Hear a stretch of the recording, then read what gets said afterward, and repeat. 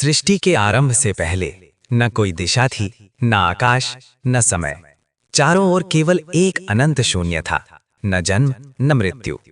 उसी शून्य में एक चेतना विद्यमान थी। वही चेतना शिव थी। शिव का न कोई नाम था न रूप। वे न देव थे न मानव। वे केवल अस्तित्व थे। वे ध्यान में लीन थे, इतने गहरे ध्यान में कि स्वयं समय भी उनके चरणों में स्थिर हो गया। शिव पहले योगी थे, आदि योगी। उनका ध्यान किसी वरदान के लिए नहीं था, किसी सृष्टि के लिए नहीं था। वे स्वयं को जानने के लिए ध्यान में थे। उनकी सांसों के साथ ही ब्रह्मांड की धड़कन चलती थी। एक क्षण ऐसा आया जब शिव के ध्यान में कंपन हुआ। वह कंपन शब्द बना, ओम। ओम से आकाश बना, आकाश से वायु, वायु से अग्नि, अग्नि से जल और जल से पृथ्वी। शिव ने सृष्टि नहीं रची, उन्होंने स्वयं को प्रकट होने दिया। जब सृष्टि बनी, शिव उससे अलग हो गए। उन्होंने न स्वर्ग चुना न सिंहासन। वे कैलाश पर ध्यानमग्न हो गए। उनके लिए वैराग्य ही धन था। शिव के शरीर पर भस्म थी, जो बताती है कि अंत में सब राख है। गले में सर्प था, जो मृत्यु पर विजय का प्रतीक है। तीसरी आंख, जो सत्य को जलाकर भस्म कर देती है। देवताओं ने देखा, यदि शिव यूं ही ध्यान में लीन रहे तो सृष्टि अधूरी रह जाएगी। शक्ति के बिना शिव निष्क्रिय थे और शक्ति को ही जन्म लेना था। धरती पर दक्ष प्रजापति के घर एक कन्या ने जन्म लिया, सती। बाल्यकाल से ही उसका मन शिव में लीन था, मानो वो शिव को पहले से जानती हो। जब अन्य कन्याएं खेलती थीं, सती ध्यान करती थीं। जब अन्य सपने देखती थीं, सती शिव को देखती थीं। दक्ष को अपनी पुत्री की भक्ति पसंद नहीं थी। उसे शिव का वैराग्य स्वीकार नहीं था। उसके लिए शिव भस्मधारी असभ्य थे। यहीं से अहंकार जन्मा। सती ने कठोर तप किया। भूख, प्यास, पीड़ा, कुछ भी उन्हें रोक न सका। आखिर शिव को प्रकट होना ही पड़ा। शिव प्रकट हुए, शांत, गंभीर, अनंत। उन्होंने सती को देखा और मुस्कुराए। ये दो आत्माओं का मिलन था। शिव ने कोई वचन नहीं दिया, केवल मौन रखा, और वही मौन सती का उत्तर था। दक्ष प्रजापति ने एक विशाल यज्ञ का आयोजन किया। देवता, ऋषि, गंधर्व सब आमंत्रित थे, पर एक नाम जानबूझकर नहीं लिया गया, महादेव। ये केवल निमंत्रण का अभाव नहीं था, ये शिव के अस्तित्व का अपमान था। जब सती को यज्ञ का समाचार मिला, उनका हृदय व्याकुल हो उठा। पति का अपमान और पिता का अहंकार, दोनों के बीच सती खड़ी थीं। सती ने शिव से जाने की अनुमति मांगी। शिव मौन रहे। वे जानते थे ये मार्ग विनाश की ओर जाता है, पर सती की इच्छा नहीं रोकते। सती यज्ञ स्थल पहुंची। चारों ओर वैभव था, पर सम्मान नहीं। उनका स्वागत नहीं हुआ, केवल उपेक्षा मिली। दक्ष ने शिव को भस्मधारी, अयोग्य कहा। ये शब्द नहीं थे, ये सती के हृदय पर लगे वज्र थे। सती समझ गईं, जिस शरीर से शिव का अपमान हो, वह शरीर व्यर्थ है। उन्होंने योगाग्नि को प्रज्वलित किया। सती अग्नि में समा गई। न चीख न आर्तनाद, केवल मौन, और वही मौन पूरे ब्रह्मांड को चीर गया। जब यह समाचार कैलाश पहुंचा, शिव का ध्यान टूटा। पहली बार उनकी आंखों में क्रोध नहीं, शून्य था। शिव ने अपनी जटा उखाड़ी, धरती पर पटक दी। उसी से उत्पन्न हुए वीरभद्र, विनाश के दूत। वीरभद्र ने यज्ञ को नष्ट कर दिया। देवता भाग खड़े हुए। दक्ष का अहंकार उसकी गर्दन के साथ गिर पड़ा। शिव स्वयं यज्ञ स्थल पहुंचे। उन्होंने सती के निर्जीव शरीर को उठाया, और तभी आरंभ हुआ रौद्र तांडव। शिव नृत्य करने लगे। हर पग पर सृष्टि कांप उठी। ये क्रोध नहीं था, ये प्रेम का विलाप था। लोक टूटने लगे, समय बिखरने लगा। ब्रह्मा और विष्णु भयभीत हो उठे। विष्णु ने सुदर्शन चक्र चलाया। सती के शरीर के टुकड़े धरती पर गिरने लगे। जहां जहां सती के अंग गिरे, वहां शक्ति जागृत हुई। वे स्थान शक्तिपीठ कहलाए। शिव शांत हो गए, पर उनका शून्य और गहरा हो गया। वे फिर ध्यान में लीन हो गए, सृष्टि से दूर। सती के त्याग के बाद शिव फिर ध्यान में लीन हो गए, पर सृष्टि अधूरी थी। शक्ति को पुनः जन्म लेना ही था। हिमालय के राजा हिमवान और रानी मैना के घर एक कन्या ने जन्म लिया, पार्वती। बाल्यकाल से ही पार्वती का मन किसी अदृश्य शक्ति की ओर आकर्षित था। वे कैलाश की ओर देखती, मानो वहां उनका अपना कोई हो।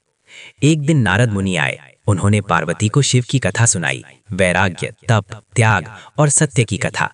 उसी क्षण पार्वती का मार्ग निश्चित हो गया। पार्वती ने निश्चय किया, वे शिव को पाएंगी, चाहे इसके लिए उन्हें स्वयं को ही क्यों न मिटाना पड़े। पार्वती ने वर्षों तप किया। ग्रीष्म में अग्नि के बीच, शीत में हिम में, वर्षा में खुले आकाश के नीचे। उनका शरीर थक गया, पर आत्मा नहीं। पार्वती का तप इतना प्रचंड था कि देवता भयभीत हो उठे। यदि ये तप जारी रहा तो सृष्टि का संतुलन बदल जाएगा। शिव स्वयं साधु का वेश धारण कर पार्वती के पास पहुंचे। उन्होंने स्वयं की निंदा की, पार्वती की भक्ति परखने के लिए। पार्वती ने उत्तर दिया, शिव जैसे भी हों वे ही मेरे आराध्य हैं। यही क्षण था जब परीक्षा समाप्त हुई। शिव अपने वास्तविक स्वरूप में प्रकट हुए। हिमालय प्रकाशित हो उठा। ये केवल विवाह नहीं था, ये योग और शक्ति का मिलन था। देवताओं की उपस्थिति में शिव और पार्वती का विवाह हुआ। वैराग्य ने गृहस्थी स्वीकार की और सृष्टि पूर्ण हुई। कैलाश अब केवल तपस्थली नहीं रहा, वह परिवार का घर बना, जहां शिव ध्यान करते, पार्वती सृष्टि को संभालती।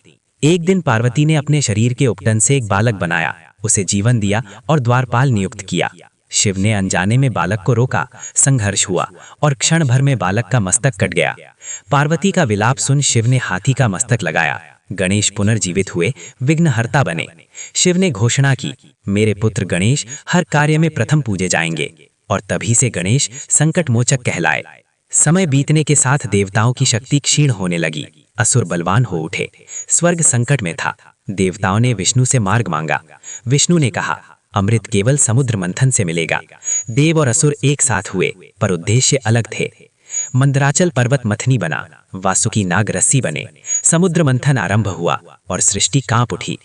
समुद्र से लक्ष्मी निकली, ऐरावत, कौस्तुभ मणि, अनेक दिव्य रत्न प्रकट हुए, पर सबसे भयानक अभी शेष था।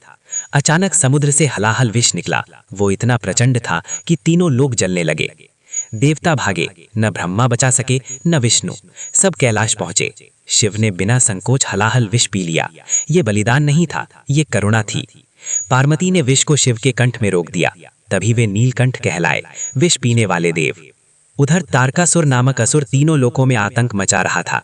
उसे वरदान था, शिव पुत्र ही उसका वध करेगा। पर शिव फिर ध्यान में लीन हो गए। पुत्र का जन्म असंभव प्रतीत होने लगा। सृष्टि फिर संकट में थी। देवताओं ने कामदेव को भेजा। उन्होंने शिव का ध्यान भंग किया, पर यह एक भूल थी।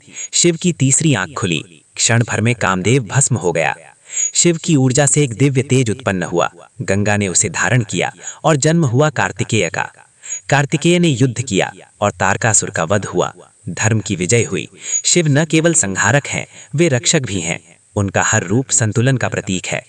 लंकापति रावण कोई साधारण असुर नहीं था, वह महापंडित था, महान शिव भक्त था। उसने वर्षों तक शिव की तपस्या की, सिर काट काट कर अर्पित किए। अंततः शिव प्रकट हुए। शिव ने प्रसन्न होकर रावण को वरदान दिया, अपराजेय शक्ति और असीम बल। पर वरदान के साथ अहंकार भी जाग उठा। अहंकार में डूबा रावण कैलाश पर्वत उठाने चला। उसे लगा अब शिव भी उसके सामने झुकेंगे। शिव ने केवल अपने पैर का अंगूठा हिलाया, कैलाश दब गया। रावण का गर्व चूर हो गया। दर्द से कराहता रावण शिव तांडव स्तोत्र गाने लगा। भक्ति ने अहंकार को तोड़ दिया। शिव ने उसे मुक्त किया। तीन असुर, त्रिपुरासुर, तीनों लोगों को जला रहे थे। उनका वरदान था, एक ही बाण से उनका अंत संभव था। देवता फिर शिव की शरण आए। शिव ने युद्ध स्वीकार किया। ये युद्ध केवल असुरों से नहीं, अहंकार से था। शिव ने एक बाण चलाया, तीनों त्रिपुर एक साथ जल उठे। क्षण भर में अहंकार का अंत हो गया। भस्मासुर ने शिव से वरदान मांगा, जिसके सिर पर हाथ रखे वह भस्म हो जाए। शिव ने वरदान दे दिया, पर यह परीक्षा थी। भस्मासुर शिव पर ही हाथ रखने दौड़ा। देवता भयभीत हो उठे। ये लीला विष्णु को संभालनी थी। विष्णु ने मोहिनी रूप लिया, नृत्य से भस्मासुर को मोहित किया। जैसे ही उसने अपने सिर पर हाथ रखा, वह स्वयं भस्म हो गया। शिव मुस्कुराए। ये स्मरण था, बुद्धि के बिना शक्ति विनाश बन जाती है।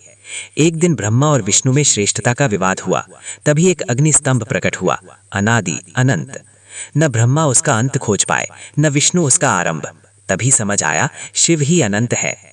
शिवलिंग सृजन और लय का प्रतीक है, जहां से जीवन निकलता है और जहां विलीन हो जाता है। शिव केवल देव नहीं, वे समय से भी परे है। अब कथा पहुंचेगी महाकाल के रहस्य तक। शिव केवल संहारक नहीं है, वे समय के भी स्वामी है। समय जिसे चलाता है, शिव उसे देखता है। इसीलिए वे कहलाए महाकाल। मृत्यु हर जीव का सत्य है, पर शिव के लिए मृत्यु भी एक लीला मात्र है। जहां काल रुक जाता है, वहां शिव खड़े होते हैं। एक ऋषि के घर मार्कंडेय नामक बालक जन्मा, पर उसका जीवन सिर्फ 16 वर्ष का था। मृत्यु पहले से निश्चित थी। मार्कंडेय ने मृत्यु से नहीं, शिव से प्रेम किया। वह दिन रात शिवलिंग की पूजा करता। उसके लिए शिव ही जीवन थे। समय पूर्ण हुआ। यमराज अपने पाश लेकर आए। मृत्यु बालक के सामने खड़ी थी। मार्कंडेय डरकर भागा नहीं, वह शिवलिंग से लिपट गया। उसने पुकारा, हे महादेव। क्षण भर में शिवलिंग फट पड़ा। महादेव प्रकट हुए, क्रोधित, रक्षक, महाकाल। यमराज ने पाश फेंका, पर वो शिव को बांध न सका। शिव ने त्रिशूल उठाया और मृत्यु कांप उठी। शिव ने कहा, जो मुझे शरण ले उसकी रक्षा मैं स्वयं करता हूँ। मार्कंडेय अमर हो गया। शिव किसी मंदिर में बंद नहीं, वे हर श्वास में है। वे न मूर्ति है न नाम।